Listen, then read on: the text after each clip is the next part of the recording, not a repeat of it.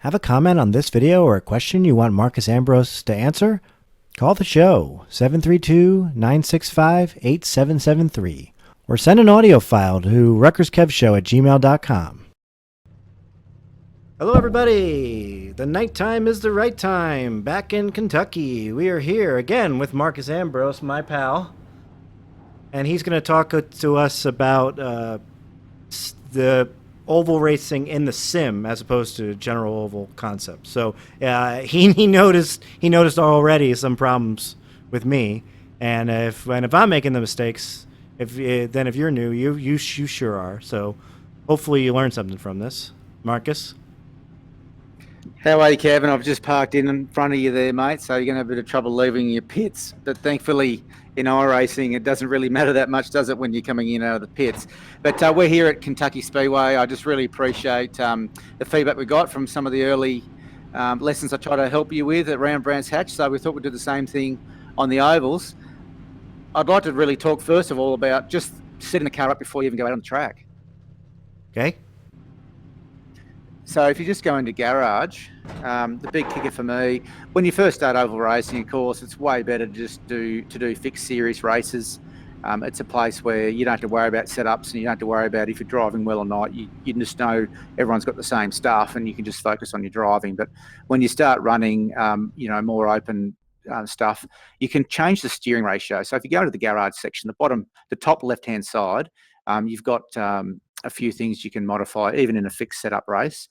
And you can modify the steering ratio. Right now, the baseline setting is 12-1.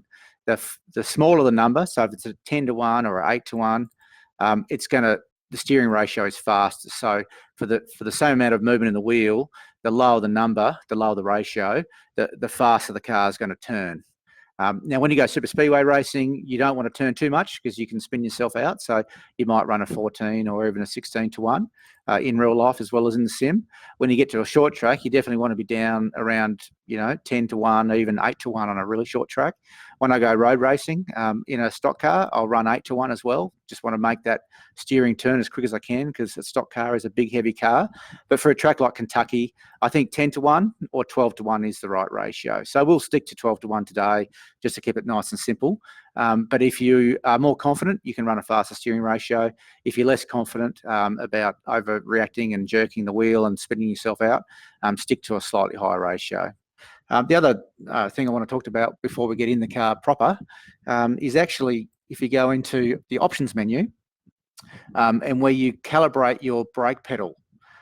In oval racing, it's the car's heavy and it's hard to slow down. Just make sure that your calibration of the brake pedal, you can actually adjust that yourself with when you calibrate your brake pedals, how much pressure you want to put on. So for me personally, I'll actually cheat this a little bit where I'll put a little bit more brake pressure on than what I would a road course car because I want to really be able to slow that car down a lot.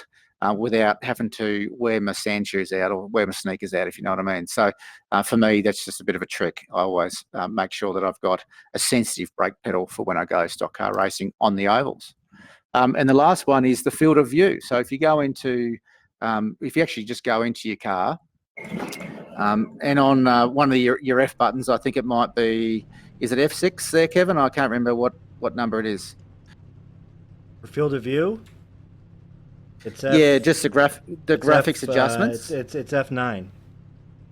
F9. So what you want to do, there's one important element here, which is if you're running the virtual mirror, which 90% of people that iRace do, you want to make sure when you look in the mirror on an oval that the car, because you're always racing around cars really closely, you want to make sure that what you're seeing in the mirror is actually what is happening to your car in real life in the game. So I actually set my mirror around 83 degrees.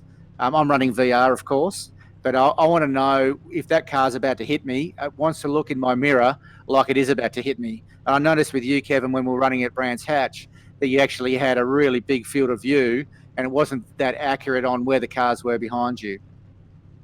It's really important on the super speedways where the guys are going to be bumping you. You want to know, you got to keep your wheels straight, don't you, when you're on the super speedway, when guys start to hit your bumper, and you really want to know where they are as accurately as you can.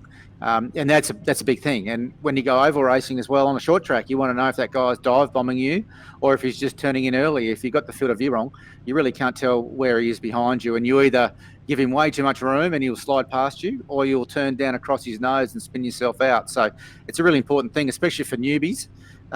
Any new people to oval racing, knowing where the guys are around you, defending your car, saving yourself and putting yourself in a bad situation. That's what oval racing is really all about. It's about surviving to the end, isn't it?